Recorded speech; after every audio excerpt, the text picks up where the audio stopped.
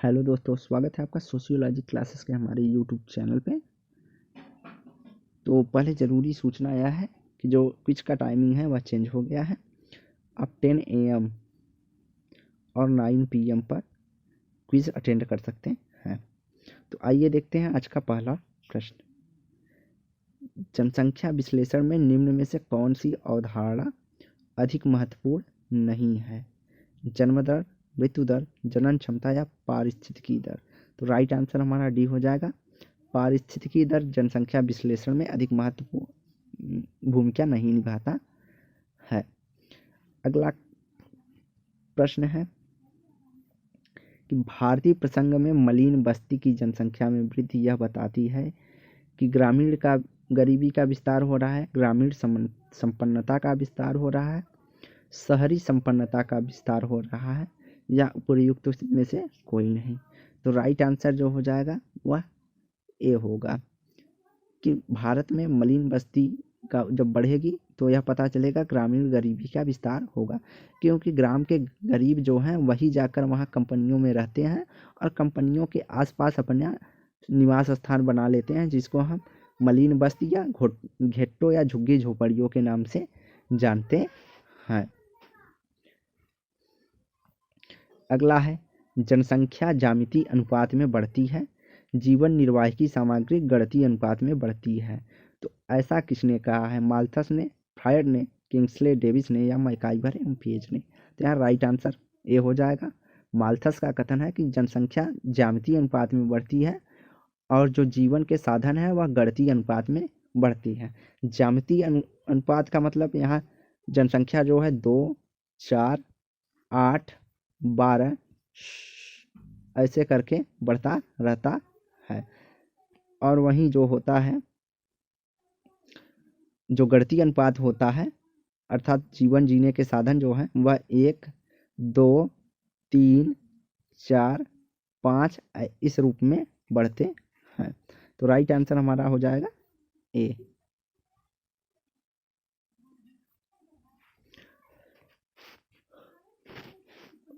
अगला प्रश्न है निम्नांकित में से कौन से समाजशास्त्री प्रमुख रूप से जनसंख्या अध्ययन पर रुचि दिखाई है? मार्क्स, वेबर, रिकार्डो, माल्थस? तो राइट आंसर हो जाएगा डी, माल्थस।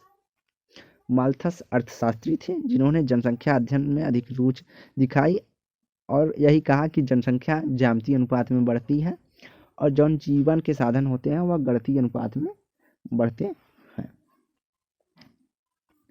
अगला, जनसंख्या का अध्ययन करने के लिए सामाजिक केशिका की अवधारणा का उपयोग किसने किया है? Malthus, Louis Dumont, Durkheim, Karl Marx? तो राइट आंसर जो हो जाएगा सामाजिक केशिका की बात कौन करते हैं? लुईस ड्यूमो। लुईस ड्यूमो एक फ्रांसीसी जनसंख्या की वृद्धि पर अध्ययन किया, जिसे उन्होंने देखा और कहा कि किसी राष्ट्र में जनसंख्या का विकास वहाँ के व्यक्तिगत विकास के व्युत्क्रमानुपाती होता है। लुईस ड्यूमा के सिद्धांत को सामाजिक केशिका का सिद्धांत भी कहा जाता है। इन्होंने कहा है कि जनसंख्या का जो विकास होता है वहाँ की व्यक्तिगत विकास के उल्टा होता है या व्युत्क्रमानुपाती होता है। अगला है निम्नांकित में से किस सरकार द्वारा किया जाने वाला कौन सा प्रयत्न प्रत्येक समाज कल्याण के लिए संबंधित है? बड़े बड़े बांध एवं पुलों का निर्माण, राष्ट्रीय आय में वृद्धि, विस्थापितों के लिए आवास की सुविधा या बैंकों का राष्ट्रीयकरण? तो यहाँ दिया है कि सरकार द्वारा किया जाने वाला प्रयत्न समाज कल्याण। तो समाज कल्याण तब होगा जबकि जो विस्थापित हैं उन्हें आवास की सुविधाएं उपलब्ध कराई जाए।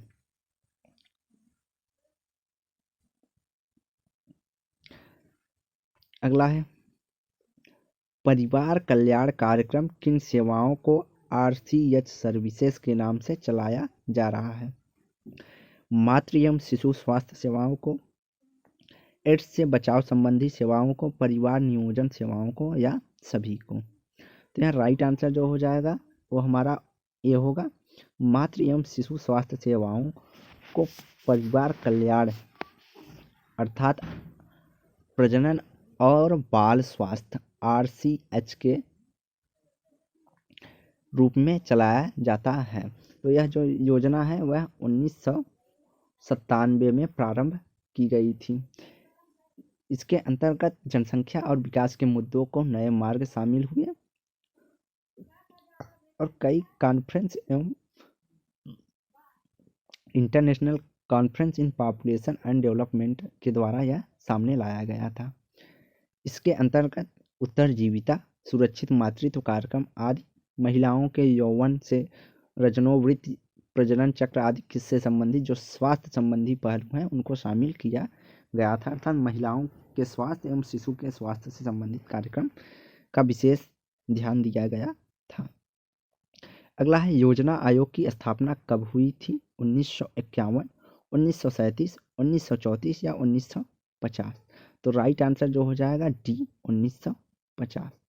तो 1946 में एक समिति गठित हुई थी जिसने संपूर्ण आर्थिकी क्षेत्र के पुनर्निर्माण के लिए योजना का गठन किया और इस योजना को 1950 के मंत्रिमंडल के द्वारा प्रस्तावित किया गया और योजना आयोग का गठन 1950 में संविधान के माध्यम अर्थात संविधान के बाद किया गया था। और बाद में योजना आयोग को 2015 में इसको समाप्त करके इसके स्थान पर कौन सी नीति लागू की गई? तो उसे आज हम थिंक टैंक या नीति आयोग के नाम से जानते हैं। मोदी जी के सरकार में इसका नाम जो है चेंज कर दिया गया। इसे नीति योजना अर्थात national institution of transforming India के नाम से गठन किया गया, जिसके अध्यक्ष प्रधानमंत्री और उपाध्यक्ष सुमन बेरी जी हैं। अगला है भारत में विकास की पंचवर्षीय योजनाओं का प्रतिदर्श लिया गया है। संयुक्त राज्य अमेरिका से, जापान से, रूस से या चीन से? तो राइट आंसर हो जाएगा सी रूस से। तो जो राष्ट्र की सामाजिक आर्थिक विकास है वह रूस की योजनाओं से प्रगति से प्रेरित होकर जो है पंचवर्षीय योजनाएं लाई गई थी।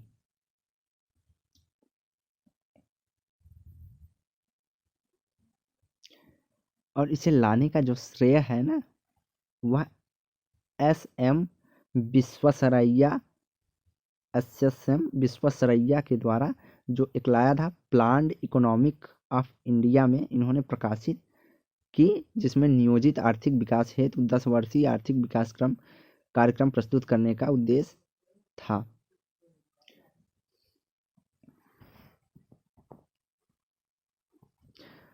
और योजना आयोग जो लाया गया था उसका प्रमुख जो उद्देश्य था कि राष्ट्र के सामाजिक आर्थिक विकास करना, रूस की नियोजित प्रगति को प्रेरित करना, भारत की रक्षा करना, राष्ट्रीय योजना समिति के प्रस्ताव को लागू करना, सीमित साधनों का अधिकतम उपयोग करना आदि जो है योजना आयोग का कार्य था अर्थात उद्देश्य था। अगला है पंचवर्षीय योजनाओं का मुख्य उद्देश्य था। सामाजिक विकास, आर्थिक विकास, सामाजिक आर्थिक विकास या शिक्षा का विकास? तो राइट आंसर सी हो जाएगा सामाजिक आर्थिक विकास। अगला है प्रथम पंचवर्षीय योजना किस वर्ष प्रारंभ हुई थी? 1950, 1951, 1952 या 1953? तो राइट आंसर हो जाएगा बी 1951 में प्रथम पंचवर्षीय योजना लाई गई थी जो 1956 तक चली, जिसका जो प्रमुख उद्देश्य था वह कृषि की सर्वोच्चता एवं प्राथमिकता थी। द्वितीय पंचवर्षीय योजना 56 से 61 तक चली, जिसका प्रमुख उद्देश्य था कि भारी उद्योग विशेष बल पर तीव्र औद्योगिकरण की ओर बढ़ना अर्थात उद्योग को प्राथमिकता दी गई थी। प्रथम में कृषि को, द्वितीय में उद्योग को प्राथमिकता दी गई थी, जबकि तृतीय पंचवर्षीय योजना जो थी वह 1961 के बाद आई और 66 तक चली, जिसे अर्थव्यवस्था में आत्मनिर्भर बनाने की तरफ कार्य किया गया। इसके अलावा 66 के बाद नहीं जो चौथी 3 वर्ष जो है पंचवर्षीय योजनाएं नहीं आई थी। इसके बाद 69 से 74 में फिर पंचवर्षीय योजना लाई गई, जिसका प्रमुख उद्देश्य था कि आर्थिक विकास और आत्मनिर्भरता को प्राप्त करना। यह चतुर्थ पंचवर्षीय योजना का प्रमुख उद्यम था। इसके अलावा पांचवा पूछा जाता है, वह 1974 से 1979 तक आया, जिसका प्रमुख जो उद्देश्य था वह गरीबी हटाओ और आत्मनिर्भरता की प्राप्ति के लिए कदम बढ़ाने का प्रमुख उद्देश्य था, जो है पांचवा पंचवर्षीय योजना। इसके अलावा छठा पंचवर्षीय योजना जो है गरीबी निवारण, और छठा पंचवर्षीय योजना जो 80 से 85 तक चला, इसका प्रमुख उद्देश्य गरीबी निवारण और रोजगार सृजन करना अर्थात बेरोजगारी को दूर करना था। सातवां पंचवर्षीय योजना था जिसमें अनाज के उत्पादन, रोजगार आदि में वृद्धि करने के लिए कहा गया था। अगला है, किस पंचवर्षीय योजना का उद्देश्य गरीबी हटाओ था? चौथी पंचवर्षीय योजना, पांचवी पंचवर्षीय योजना, छठी पंचवर्षीय योजना, सातवीं पंचवर्षीय योजना। तो राइट आंसर हो जाएगा पांचवी पंचवर्षीय योजना का जो है प्रमुख उद्देश्य जो है गरीबी हटाओ था। अगला है, छठी पंचवर्षीय योजना किस वर्ष प्रारंभ हुई थी? 1977, 1979, 1980 या 1982? तो राइट आंसर जो हो जाएगा वह हो जाएगा सी, 1980 में छठी पंचवर्षीय योजना लागू हुई थी। अगला है, एकीकृत शिशु विकास कार्यक्रम अर्थात ICDAP अपनाया गया था 1964 में, 1971 में, या 1974 में, या फिर 1977 में? तो यहाँ राइट आंसर जो हो जाएगा वह हो जाएगा सी। लेकिन एग्जैक्ट जो योजना लागू की गई थी वह 1975 में लागू की गई थी। कब? 1975 में। एकीकृत शिशु विकास कार्यक्रम, इसके अंतर्गत जो है 0 से 6 आयु के बच्चों और 16 से 44 वर्ष की गर्भवती महिलाओं और स्तनपान कराने वाली माताओं के सर्वांगीण विकास जैसे स्वास्थ्य, पोषण, शिक्षा के लिए एक सरकारी पहल के रूप में यह किया गया था। इसका जो उद्देश्य था वह शिशु मृत्यु दर को कम करना, मातृ मृत्यु दर को कम करना, बाल कुपोषण को कम करना और स्कूल से पूर्व शिक्षा प्रदान करना था।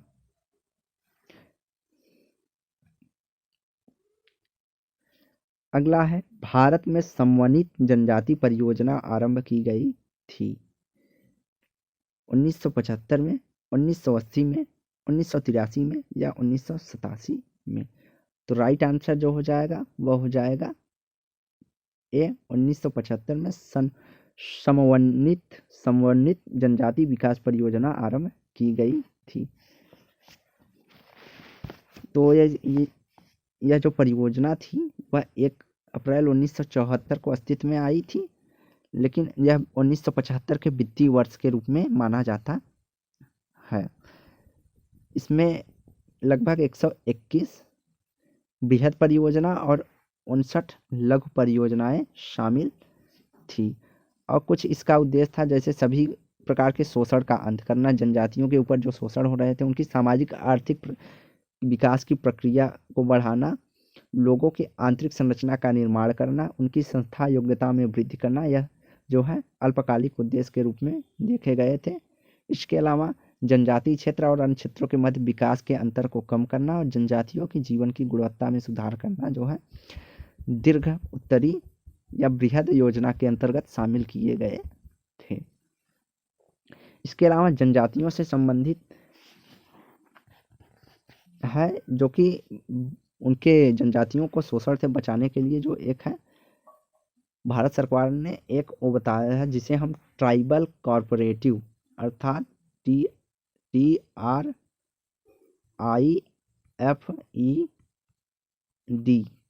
ट्रिप्ड के नाम से जानते हैं। इसका फुल फॉर्म जो है tribal corporative marketing development federation of India limited है, जो जनजातियों को शोषण से बचाने के लिए भारत सरकार द्वारा गठित की गई एक समिति थी या संस्था थी। इसका प्रमुख उद्देश्य था जो व्यापारी या साहूकार जो जनजातियों का शोषण करते थे उनको उनके जनजातियों के उत्पादन पर उचित मूल्य दिलाना। भारत सरकार के लिए यह जो संस्था थी वह कार्य करती थी। तो इसे 1987 में लाया गया था, 1987 में लाया गया था और 1988 से ट्रिप्ट जो है कार्य करने लगा था। अगला है महिला स्वयं सिद्ध योजना संबंधित है।